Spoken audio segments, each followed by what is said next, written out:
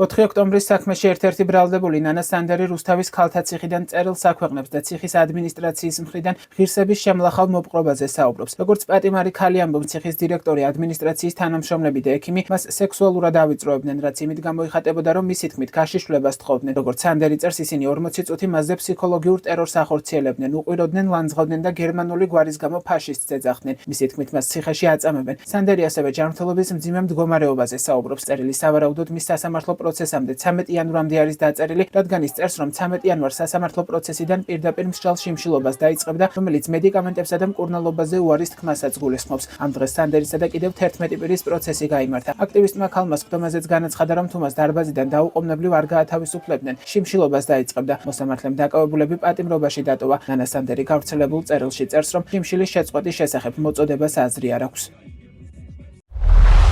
7 ოქტომბერს უკანონოდ დამიჭირეს იქამდე კი ნოემბერ-დეკემბრის აქციებზე ჩემზე და სხვა საქართველოს ათასობით მოქალაქეზე ქიმიური იარაღი გამოიყენეს და მეც ჯანმრთელობა აქციებზე დამიზიანეს ქართველებმა, რომლებმაც ფიზიკურადაც იძალადეს ჩემზე. მას შემდეგ მაწუხებს გული, მხედველობა ქიმიური იარაღის გამოყენებიდან სწრაფ დროში გამიუარეს და მაწუხებს სახსრების ტკივილი, განსაკუთრებით ღამის საათებში. მაქვს მძიმე ტკივილები წელის, ზურგის და ხერხემლის ტკივილები ემატება ცალკე. ქართველებმა ნელი ტანჯვითის სიკვდილის განაჩენი გამომიტანეს მეც და ჩემთან ერთად ჩემს ოჯახსაც. 16 წლიდან ერთადერთი ვარ, ვინც ჩემს ოჯახზე ფინანსურად ვზრუნავ. მე სხვა გზა არ მრჩება. უნდა მივმართო რადიკალურ ზომებს. 13 იანვარს ეგრეთ წოდებული სასამართლო პროცესიდან პირდაპირ დავიწყებ მშრალ შიმშილს, რომელიც გულისხმობს მედიკამენტებზე და მკურნალობაზე უარის თქმასაც. ისედაც უარი აქვთ ნათქვამი.